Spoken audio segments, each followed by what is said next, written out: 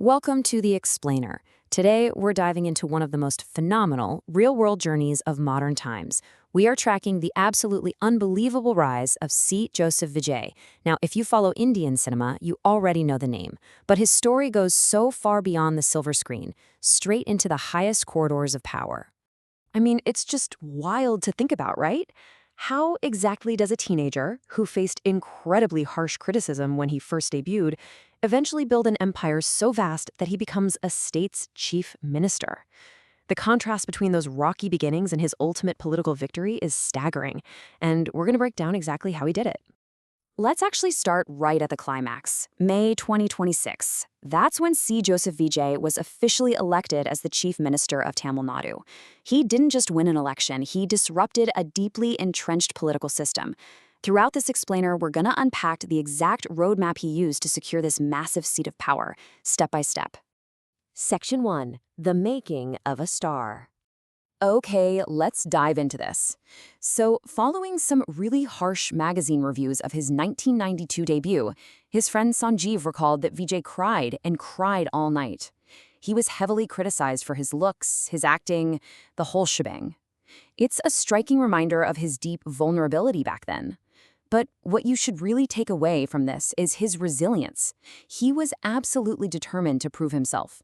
And honestly, interestingly enough, that very same magazine later came back to feature him on their cover.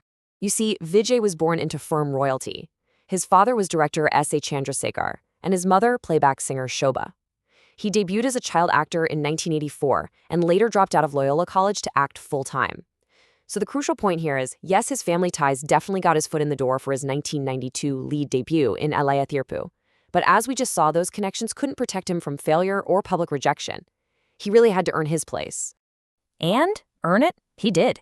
Within just 4 short years, he completely flipped the script. He pivoted from the critical and commercial failure of Leader10 in 1992 to a massive romantic breakthrough in 1996's Puve Onakaga. He showcased this incredible ability to adapt, bringing a grounded sincerity to his performances that audiences just completely fell in love with. He literally transformed himself from a struggling youth into a highly bankable romantic lead. Section 2. Becoming the Commander. Now, to truly understand his rise, you have to understand the word Thalapathy. It's Tamil for commander or leader. For a long time, he was known as Elya Thalapathy, the young commander. But in 2017, the Elya was dropped. He became simply the commander. And this wasn't just some marketing gimmick, it reflected exactly how the public now viewed him. He was no longer just a cinema star, but an authoritative leader of the masses. Tracing his cinematic milestones, we go from that 1992 debut to his 1996 romance era. But the real game changer? That was in 2004 with Ghilli, followed later by massive hits like Kathi. He perfectly balanced stylized action with genuine warmth, often playing relatable youths fighting powerful villains. By the time he officially took the Thalapathy title in 2017's Mersal, his on-screen roles, playing principled protectors fighting corruption, had perfectly primed the public to view him as a real-world savior. To understand the sheer scale of his reach, just consider this number: 50 crore rupees. That's 50 million. Ghilli was the very first Tamil film to cross that domestic mark. It was an absolute cultural phenomenon. It completely cemented his untouchable box office status and proved that his connection with the masses wasn't just popular, it was historic.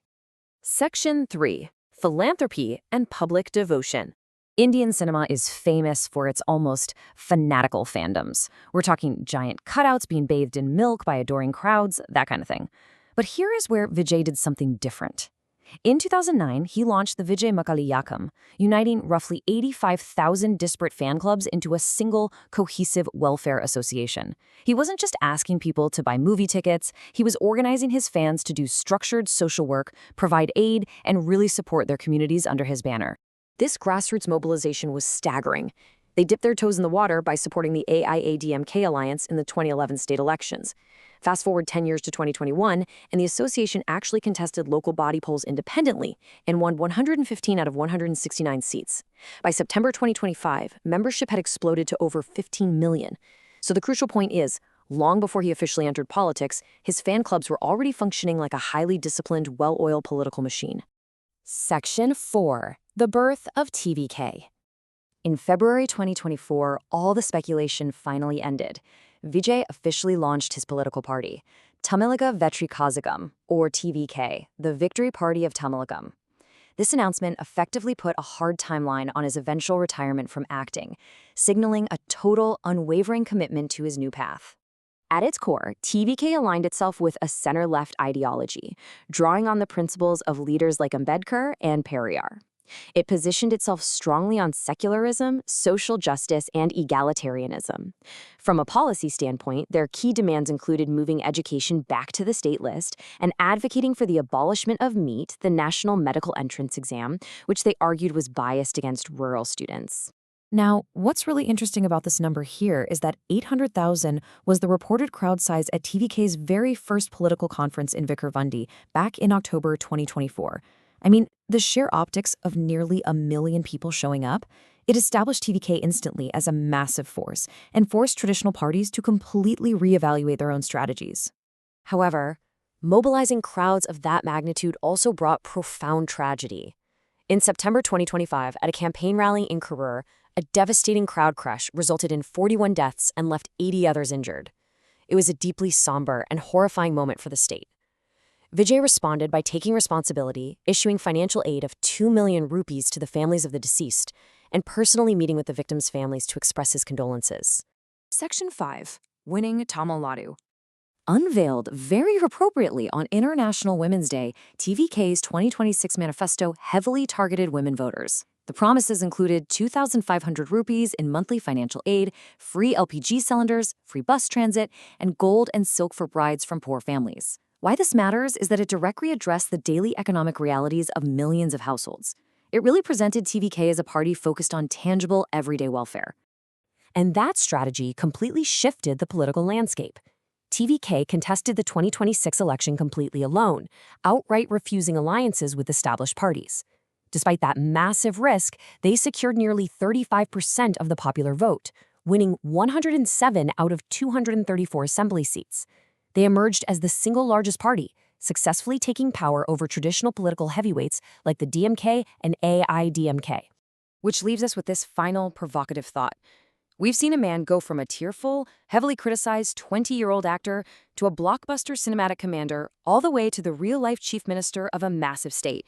He harnessed the power of a deeply devoted fanbase and transformed it into a legitimate ruling political party. So the question now is, how will this unprecedented transition from a real-life hero to a real-life chief minister reshape the future of governance and Indian politics as a whole? It's a fascinating reality we're all about to witness.